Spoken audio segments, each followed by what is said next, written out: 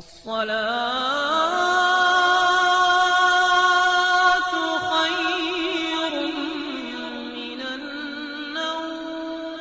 پیارے دوستو، یہ واقعہ مصر میں پیش آیا کہ جہاں مسجد میں بچوں کو قرآن پاک پڑھا کر امام صاحب بیٹھے ہوئے تھے۔ علاقے کے 2-3 نوجوان ان سے ملاقات اور مشورے کے لیے بھی آئے ہوئے تھے۔ ظہر کا وقت ہونے میں ابھی 1.5 گھنٹہ باقی تھا۔ ایک جوان اور آ گیا، اسے بھی امام صاحب سے کوئی مسئلہ دریافت کرنا تھا۔ امام صاحب نے اس کو ذرا فاصلے پر دریافت کرنے کو کہا۔ وہ نوجوان مسجد کے دروازے کے باہر انتظار کر رہا تھا کہ اچانک اس نے دیکھا کہ ایک شرابی نشے کے کچھ بڑبڑاتا ہوا مسجد کی طرف آ رہا ہے۔ دیکھتے ہی دیکھتے وہ جوتے پہنے ہوئے مسجد میں داخل ہونے لگا۔ یہ نوجوان جلدی سے اٹھا اور اس شرابی کو روکتے ہوئے مسجد سے باہر دھکیلنے لگا اور برا بھلا کہنے لگا، مگر شرابی شراب کے نشے میں دھت چیخ رہا تھا کہ مسجد میں آنا ہے، امام کے پیچھے نماز پڑھنا ہے، اور وہ زور زور سے بلانے لگا کہ مجھے نماز پڑھنی ہے، آپ مجھے نماز کیوں نہیں پڑھا رہے؟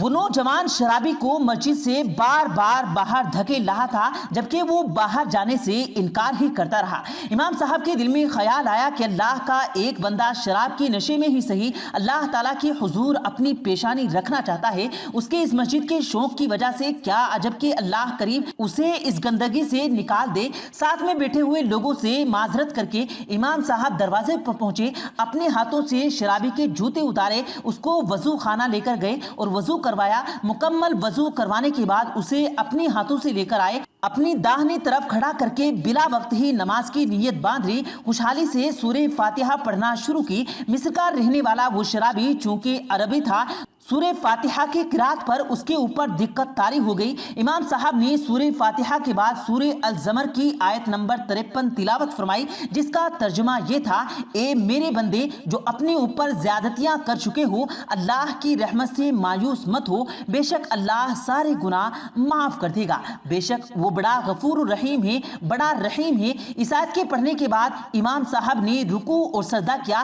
دوسری رکعت میں الحمد شریف کی آیت پڑھ کر اسی طرح تلاوت، رکوع اور سجود ہوئے، اور پھر امام صاحب نے داہنی طرف سلام پھیرا تو دیکھا کہ شرابی سجدے سے اٹھ ہی نہیں رہا۔ انہوں نے اس کو ہلانے کی کوشش کی تو وہ ایک طرف لڑھک کر گر گیا اور اپنے خالق حقیقی سے سجدے میں ہی جا ملا۔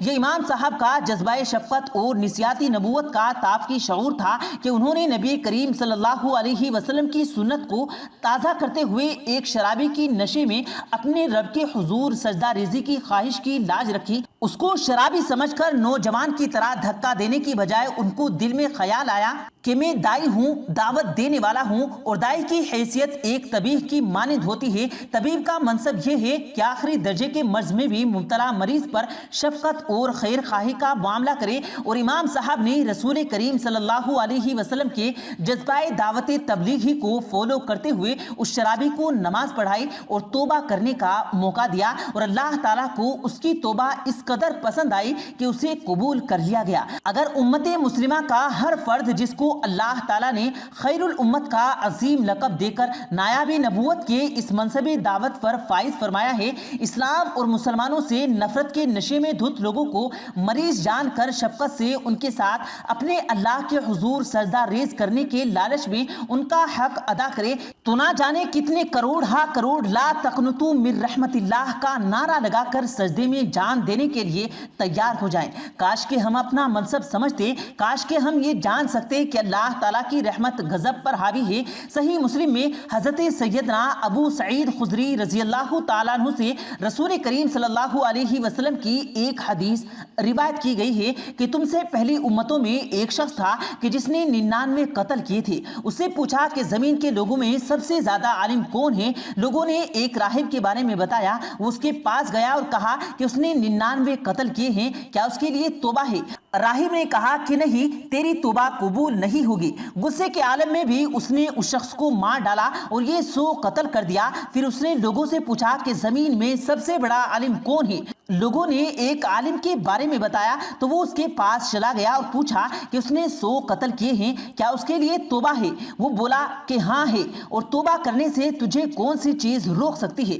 फला मुल्क में चला जा, वहाँ कुछ लोग हैं जो अल्लाह ताला की इबादत करते हैं, तू भी जाकर उनके साथ इबादत कर। फिर वो उस मुल्क की जानिब चल पड़ा। जब आधा सफर तय कर लिया तो उसको मौत आ गई और अजाब के फरिश्ते और रहमत के फरिश्तों में झगड़ा हुआ। रहमत के फरिश्तों ने कहा कि ये तौबा करके सच्चे दिल के साथ अल्लाह की जानिब मुतवज्जे होकर आ रहा था। अजाब के फरिश्तों ने कहा कि इसने कोई नेकी नहीं की। आखिर में एक फरिश्ता आदमी की सूरत बनकर आया और उन्होंने उस पर फैसला करने के लिए मुकर्रर किया और कहा कि दोनों जानिब की जमीन को नापो, जिस मुल्क के करीब हो वो वहीं का रहे। सो उन्होंने जमीन को नापा तो उन्होंने जमीन को करीब में पाया जिसका उसने इरादा किया हुआ था। बस रहमत के फरिश्ते उसको ले गए। रावी बयान करते हैं कि हम में से ये भी बयान हुआ कि जब वो मरने लगा तो अपने सीने के बल आगे की जानिब बढ़ा ताकि उस मुल्क से नजदीक हो जाए। अल्लाह ताला को उसकी अदा इस कदर पसंद आई कि अल्लाह ताला ने उस जानिब की जमीन को हुक्म दिया कि वो सुकड़ जाए। चुनांचे जब जमीन की पैमाइश की गई तो वो उस मुल्क की जानिब करीब पाया गया और उसे रहमत के फरिश्ते ले गए। और इसी तरह तौबा और अल्लाह ताला की रहमत के मुतालिक हजरत हुज़ैफा रज़ियल्लाहु ताला अन्हु से रिवायत करदा रसूल करीम सल्लल्लाहु अलैहि वसल्लम का एक फरमान है, सही बुखारी में दर्ज है कि मैंने हुजूर अकरम सल्लल्लाहु अलैहि वसल्लम से सुना कि एक आदमी की मौत का जब वक्त करीब आया तो वो अपनी जिंदगी से इस कदर मायूस हो गया कि उसने अपने अहलो अयाल को वसीयत की कि जब मैं मर जाऊं तो मेरे लिए बहुत सा धन इकट्ठा करके आग जलाना और मुझे जला देना। जब आग मेरे गोश्त को जलाकर हड्डियों तक पहुंच जाए तो मेरे जिस्म को लेकर पीस डालना और किसी गर्म तरीन दिन में या जिस रोज तेज हवा चले तो मेरी राख को दरिया में डाल देना। बस उसके लवाहिकीन ने उसकी वसीयत पर अमल किया, मगर अल्लाह ताला ने उसके अज़्ज़ा को जमा किया। जमीन को हुक्म दिया कि जो जर्रे तुम्हारे अंदर थे वो वापस करो। इनकुन अज़्ज़ा को जमा होने का हुक्म दिया गया तो वो शख्स सही सलामत होकर खड़ा हो गया। अल्लाह ताला ने फरमाया, तुझको इस वसीयत पर किस चीज ने मजबूर किया? उसने अर्ज किया कि ए रब, तेरे खौफ ने। अल्लाह ताला को उसकी नीयत, उसका डरना इस कदर पसंद आया कि वही उसको बख्श डाला। हजरत अबू हुरैरा रज़ियल्लाहु ताला अन्हु से रिवायत है कि रसूल करीम सल्लल्लाहु अलैहि वसल्लम ने इरशाद फरमाया, अगर मुसलमान को इल्म होता कि अल्लाह ताला के पास किस कदर सजा है तो कोई भी उसकी जन्नत की उम्मीद न रखता, और अगर काफिर को इल्म होता कि अल्लाह ताला के पास किस कदर रहमत है तो कोई काफिर भी उसकी जन्नत से ना उम्मीद न होता। प्यारे दोस्तों, इस्लाम की तारीख में बेशुमार ऐसे वाकयात से भरी पड़ी है कि जब किसी शख्स की जिंदगी गुनाहों में गुजरी, उसने किसी गुनाह अजीम का इर्तिकाब किया हुआ था, लेकिन जब वो सच्चे दिल से तौबा करके अल्लाह की जानिब पल बढ़ा तो अल्लाह ताला ने उसे कबूल कर लिया। एक बहुत बड़ी मिसाल सैयदना वाहशी रज़ियल्लाहु ताला अन्हु की भी है कि जिन्होंने गज़वाए उहद में रसूल करीम सल्लल्लाहु अलैहि वसल्लम के महबूब तरीन चचा हजरत हमजा रज़ियल्लाहु ताला अन्हु को शहीद कर दिया था।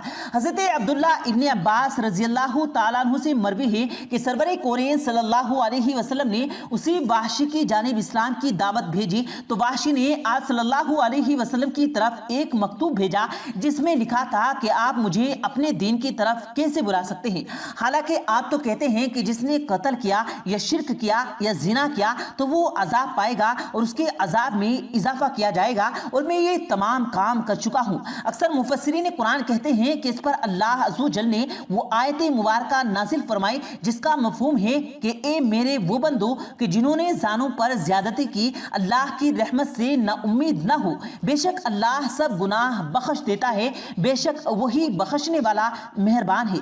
हमने आप तक जितने भी वाकयात, जितनी भी आयात व अहादीस पहुंचाए, उसका महज एक ही मकसद था कि हम सब मिलकर अपनी जिंदगियों पर एक निगाह दौड़ाएं, और अगर हमें एहसास हो कि हम गलत दर्जे जिंदगी जी रहे हैं, एक सेकंड भी ना लगाइएगा और अल्लाह की जानिब लौट जाइएगा। प्यारे दोस्तों, अल्लाह पाक से दुआ है, अल्लाह पाक हम सबको सही रास्ते पर चलने اور صحیح کاموں پر عمل کرنے کی توفیق عطا فرمائے، آمین اللہم آمین۔ پیارے دوستو، امید کرتے ہیں آپ کو آج کی ہماری یہ ویڈیو ضرور پسند آئی ہوگی۔